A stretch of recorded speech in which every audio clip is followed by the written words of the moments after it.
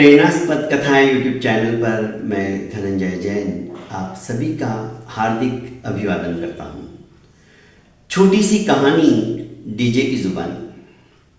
दोस्तों, बचपन से ही यदि हम अपने बच्चों को विद्याध्ययन के समय में सिर्फ और सिर्फ विद्याओं का ही अध्ययन अध्यापन कराने के पीछे जोर देते हैं तो बच्चे की बुद्धि भी तीक्ष्ण हो जाती है। जिस समय में जो काम करना है वही काम होना चाहिए। इसीलिए तो नीतिकारों ने कहा, शैशवे भ्यस्त विद्यानाम यौवने विषयैषिणाम वार्धके मुनिवृत्तीनाम योगे नान्ते तनुत्यजाम। अर्थात शैशवे भ्यस्त विद्यानाम, बचपन के अंदर विद्याओं का अध्ययन करना चाहिए। यौवने विषयैषिणाम, जवानी में विषयों का रसास्वादन लेना चाहिए। वार्धके मुनिवृत्तीनाम, बुढ़ापे में मुनियों की तरह आचरण करना चाहिए। और अंत में योगे नान्ते तनुत्यजाम, तनु शरीर को कहते हैं, और अंतिम समय में योग के द्वारा इस शरीर को समाप्त कर देना चाहिए। ये हमारी नीतियां हैं। बादशाह अकबर के समय की बात आपको मैं बताऊं इस उदाहरण के माध्यम से। बादशाह अकबर के 9 रत्न कहे जाते हैं और उसमें से एक रत्न बीरबल भी था। बीरबल अत्यंत विचक्षण प्रतिभा का धनी था, प्रत्युत्पन्नमति। सरस्वती मां साक्षात उसकी जिह्वा के ऊपर अधिष्ठित रहती थी। इधर सवाल और इधर जवाब हाजिर जवाबी था, और उनके जवाब अकाट्य होते थे। उसके जवाब देने के बाद में कोई भी आर्ग्यूमेंट नहीं कर सकता था, युक्ति युक्त जवाब देता था। कई लोग बादशाह अकबर के कान भरते थे कि तुमको क्या ये हिंदू ही मिला क्या? हमारे कौम के अंदर क्या कमी है? इतने बड़े बड़े धुरंधर विद्वान हैं, इसे क्यों रखा है? बादशाह भी बार बार सुनने से कई बार बीरबल की कड़ी परीक्षा लेते थे। पर उन्हें तो राज्य चलाना था, सबको लेकर चलना था, और बीरबल जैसा होनहार उनकी राज्य की धुरा को सही दिशा निर्देश देने वाला दूसरा कोई हो ही नहीं सकता था। सही सटीक मुंह पे जवाब देने का काम बीरबल का था। वो ये नहीं सोचता था कि बादशाह सलामत क्या सोचेंगे, वो सिर्फ राज्य के हित में सोचता था। आज की तरह नहीं, इस विषय पे हम फिर कभी चर्चा करेंगे। एक दिन बादशाह ने बीरबल से कहा कि बीरबल, क्या तुम भगवान को मानते हो? बीरबल एकदम से आश्चर्यचकित होकर बादशाह के मुंह की तरफ देखने लगा और फटाक से बोला कि हुजूर, आप कैसा सवाल कर रहे हो? ऐसा कौन हिंदू होगा जो भगवान को नहीं मानता है? मैं तो मानता हूं। अच्छा, तो बताओ तुम्हारा भगवान कैसा है? दूसरा सवाल, तुम्हारा भगवान कहां रहता है? और तीसरा सवाल, तुम्हारा भगवान क्या करता है? तीनों सवालों को सुनकर बीरबल भी एक क्षण के लिए चिंतातुर हो गए, क्योंकि वो एक सेकंड में पता नहीं कहां कहां सोच लेते थे। भगवान कैसा है? उनका कोई आकार, उनका कोई रूप है तो नहीं। फिर कैसे बताऊं कि भगवान कैसे है? वे निराकार है, क्योंकि जब आत्मा सिद्ध पद को प्राप्त कर लेती है, अर्थात जन्म जरा मृत्यु की श्रृंखला को तोड़ देती है, उनका जन्म मरण ही नहीं होता है, वे अजर अमर हो जाते हैं, तो उनका कोई रूप नहीं होता है। मैं कैसे बताऊं कि भगवान कैसे है? कहां रहते हैं? दूसरा सवाल, उनका कोई एड्रेस तो है ही नहीं जो मैं राजा को बताऊं कि जाओ वहां पे रहते हैं, मिल के आ जाओ, क्योंकि राजा तो पूछेंगे बताओ एड्रेस क्या है, कहां रहते हैं, क्या करते हैं। अब राजा को कैसे समझाना? फिर भी उन्होंने कहा कि हुजूर, आपके इन तीनों सवालों का जवाब मैं 3 दिन के अंदर अंदर दे दूंगा। अकबर ने कहा कि देखो बिरबल, तुम मुझे भली भांति जानते हो, 3 दिन के पश्चात यदि मेरे तीनों सवालों के जवाब नहीं मिले तो सजाए मौत होगी। उसने कहा हाँ जहांपनाह, मुझे मंजूर है। और बिरबल उद्विग्न मन से घर की तरफ चले गए। बिरबल का 10 साल का लड़का जब उसने अपने पिता के चेहरे को देखा तो हतप्रभ हो गया, क्योंकि आज तक पिताजी का चेहरा ऐसा उदास, ऐसा गमगीन उसने नहीं देखा था। खेलना छोड़ दिया, क्योंकि बिरबल जैसे ही घर पे आते थे तो उसे समेट लेते थे अपनी बाहों में और उसके साथ खेलते थे, बाद में खाना खाते थे। बच्चों को भरपूर समय देना एक अच्छे माता पिता का उत्तरदायित्व होता है, कर्तव्य होता है, तभी तो वे संस्कार आते बच्चों में। आज हम सवेरे उठते हैं, टीवी का रिमोट लेकर बटन दबाते हैं, अपना मन पसंदीदा चैनल शुरू करते हैं, सीरियल शुरू करते हैं, न्यूज़ शुरू करते हैं, फटाफट फटाफट देखते देखते नाश्ता करते हैं, बिना किसी से बात किए ऑफिस के लिए, जॉब के लिए निकल पड़ते हैं। वापस शाम को थके हारे आते हैं, खाना खाया और सोफे पे लेटे लेटे टीवी देखी और सो गए। हम बच्चों को समय ही नहीं दे पाते हैं। फलस्वरूप जो संस्कार बच्चों के अंदर बचपन से ही देने चाहिए वो हम दे नहीं पाते हैं, और बुढ़ापे में जब वे हमें तकलीफ देते हैं तो हम अपने परिजनों को, लोगों को कहते फिरते कि बच्चे नालायक निकले, बच्चों को बाहर की हवा लग गई है। नहीं दोस्तों, हमने वे संस्कार नहीं दिए, वो गलती हमारी है, उनके ऊपर दोषारोपण करने का हमें कोई अधिकार नहीं। बिरबल के उस तरह से बदले हुए चेहरे को देखकर उनका लड़का कहने लगा कि पिताजी क्या बात है, आप आज बहुत चिंतातुर नजर आ रहे हो, दिखाई दे रहे हो। बिरबल टेंशन में तो था ही।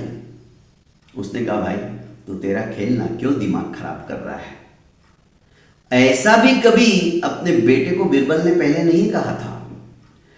ये सोचने लगा कि जरूर आज पिताजी बहुत गहरे सदमे में हैं, गहरे टेंशन में हैं। उसने एक तरफ अपने खिलौने विलौने सब छोड़ दिए और हर 10 मिनट में आता और पिताजी के पास बैठ जाता और कहता कि पिताजी बता दीजिए ना प्लीज क्या बात है।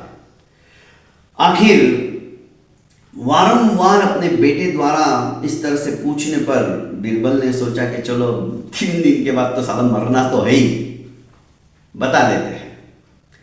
सारी घटना बिरबल ने अपने बेटे को, जो कि राज दरबार में घटित हुई थी, तीनों सवाल पूछे गए थे, वो बता दिए। बिरबल के बेटे ने तीनों सवाल सुनकर कहा कि बस पिताजी इतनी सी बात, आप राजा से जाके कह दो कि इन छोटे मोटे सवालों का जवाब तो मेरा छोटा सा बच्चा भी दे सकता है। क्या तू जवाब देगा? क्यों, मैं जवाब नहीं दे सकता? हाँ दे सकता है, पर तू क्या जवाब देगा? नहीं पिताजी, आप राजा जी से जाके कह दो, और मेरे पे विश्वास है ना आपका, फिर क्यों इतने चिंतातुर होते हो। आप निश्चिंत रहिए, इन तीनों सवालों का मैं सटीक जवाब दूंगा, आपका ही बेटा हूं। निश्चिंत हो गया बिरबल, बच्चे के साथ खेलने लगा। बारी बारी से बीच बीच में घुमा फिरा कर पूछने लगा कि इसका क्या जवाब हो सकता है, पर बेटा भी उसका बाप था, आसानी से बताने वाला नहीं था।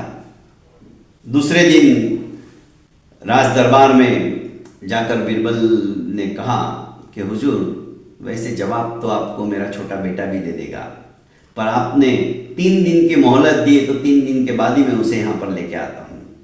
क्या बात करते हो, तुम्हारा बेटा जवाब देगा? हाँ, क्यों मेरा बेटा जवाब नहीं दे सकता है? आपके सवालों का सटीक जवाब मेरा छोटा बच्चा भी दे देगा। ये छोटे मोटे सवाल तो मेरे बच्चे दे देंगे। बादशाह अकबर को बड़ा आश्चर्य हुआ। तीसरे दिन दरबार खचाखच भरा हुआ था।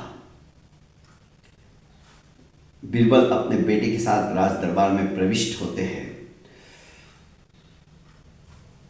बादशाह अकबर से मुलाकात करवाता है कि ये मेरा बेटा है और आपके तीनों सवालों का जवाब यही देने वाला है। अच्छा, तो क्या बेटा तुम मेरे तीनों सवालों का जवाब देने आए हो? हाँ हुजूर, मैं आपके तीनों सवालों का जवाब दूंगा। तो बताओ, तुम्हारा भगवान कैसा है, तुम्हारा भगवान कहाँ रहता है और तुम्हारा भगवान क्या करता है?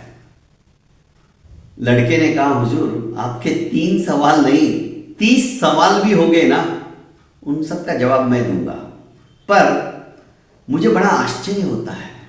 मैं पहली बार आपके दरबार के अंदर आया हूं और हमारी भारतीय संस्कृति है अतिथि देवो भव। अतिथि जो होता है वो देवताओं की तरह होता है। हमारे यहाँ पे स्वागत, सत्कार, सम्मान, आए हुए मेहमान को कुछ पूछा जाता है, जलपान के लिए पूछा जाता है। अरे दूध, दही, घी, शक्कर खिलाना तो दूर रहा, आपने तो पानी के लिए भी नहीं पूछा मुझे। आप दिल्ली के सम्राट कैसे बन गए?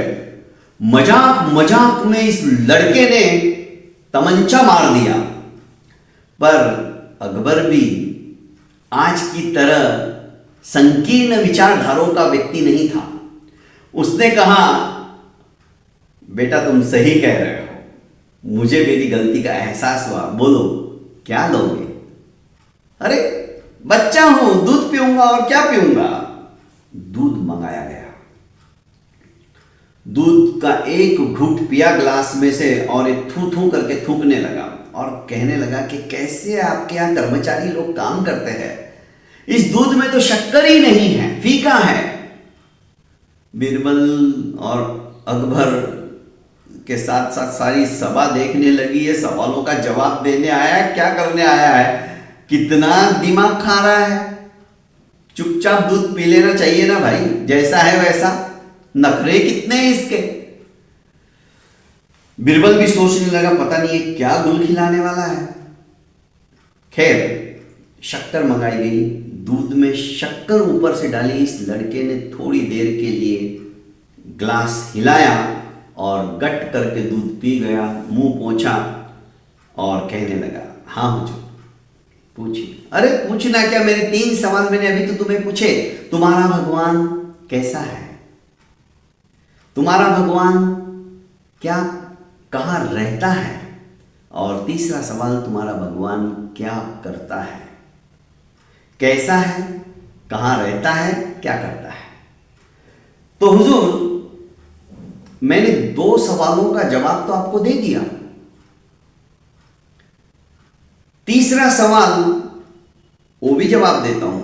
अरे तुमने तो अभी दूध पिया है और कह रहे हो कि 2 सवालों का जवाब दे दिया।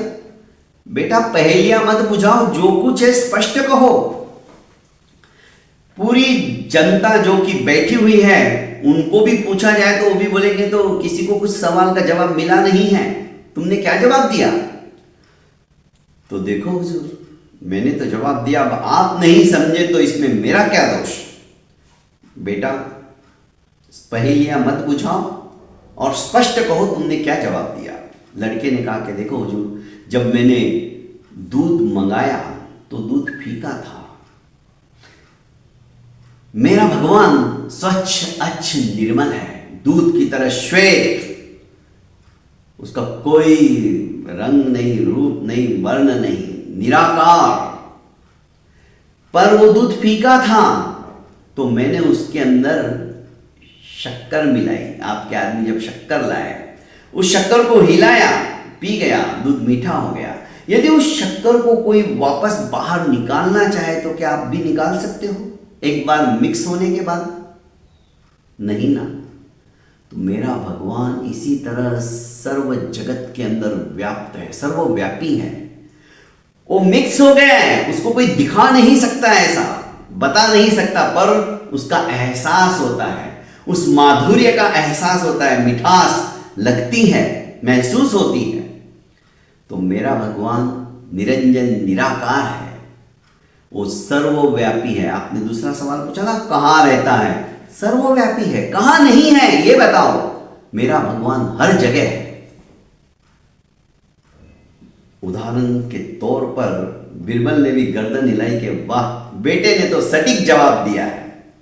अच्छा, अब मेरा तीसरा सवाल, तुम्हारा भगवान क्या करता है?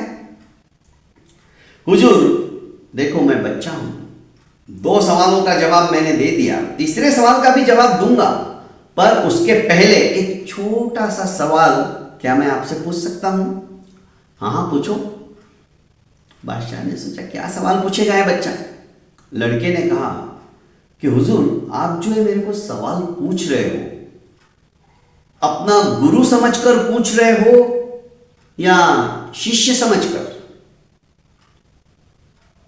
बादशाह अकबर चिंता में पड़ गए, सोचने लगे यदि मैं इसे कहूं कि मैं तुझे गुरु बनाकर पूछ रहा हूं तो पूरी सभा के अंदर मेरी हंसी उड़ेगी कि लो इसको गुरु बना लिया, छोटे से बच्चे को, इनको कुछ आता नहीं है। और यदि मैं इसे कहूं कि मैं तुम्हें अपना शिष्य समझ के पूछ रहा हूं तो ये बोलेगा कि आपको आता है, फिर क्यों चेलों को तकलीफ देते हो? ये तो बिरबल का बेटा है, ये छोड़ेगा नहीं। बुरी तरह से फंसा दिया। सोचा कि अपनी लघुता धारण करने में ही सार है। उन्होंने कहा कि इस समय तो मैं तुम्हें अपना गुरु समझ के ही अब सवाल पूछ रहा हूं। इतना सुनना ही था कि उस लड़के ने कहा कि कैसे कैसे आज के जमाने में बदतमीज शिष्य हो गए हैं। शिष्य बैठा है सिंहासन के ऊपर और गुरु खड़ा है नीचे, ये कैसा न्याय है? नीचे आओ। अब राजा को तो हाथ जोड़कर नीचे आना पड़ा। जैसे ही राजा नीचे आया, लड़का भागते हुए गया और सिंहासन के ऊपर बैठ गया। बोलने लगा, अब पूछो, अब क्या बोलते हो? बस गुरुदेव, मेरे को तो अंतिम मेरा जो प्रश्न है उसका जवाब चाहिए कि तुम्हारा भगवान क्या करता है? अरे मूर्ख, तुझे इतना पता नहीं, इतना नहीं जानता? अरे मेरा भगवान सर्वशक्तिमान है, वो सब कुछ कर सकता है, ऊपर वाले को नीचे और नीचे वाले को ऊपर करता है। इससे बढ़कर और क्या चाहिए? क्योंकि राजा नीचे आ गया था और लड़का ऊपर चला गया था। सभी तालियां बजाने लगते हैं, वाह, बिरबल के लड़के ने तो कमाल कर दिया।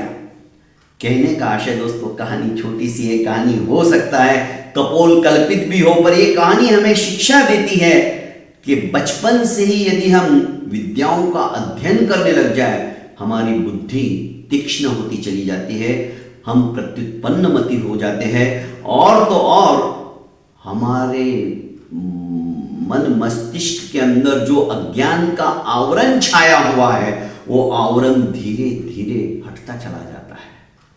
बहुत बहुत धन्यवाद दोस्तों। प्रेरणास्पद कथा यूट्यूब चैनल को आपने अभी तक लाइक, शेयर एवं सब्सक्राइब नहीं किया है तो कर लीजिए, और ज़्यादा से ज़्यादा अपने बच्चों को भी इस लिंक को फॉरवर्ड कीजिए ताकि वे भी ऐसी प्रेरणास्पद कहानियाँ सुनते रहें। बहुत बहुत धन्यवाद। प्रणाम।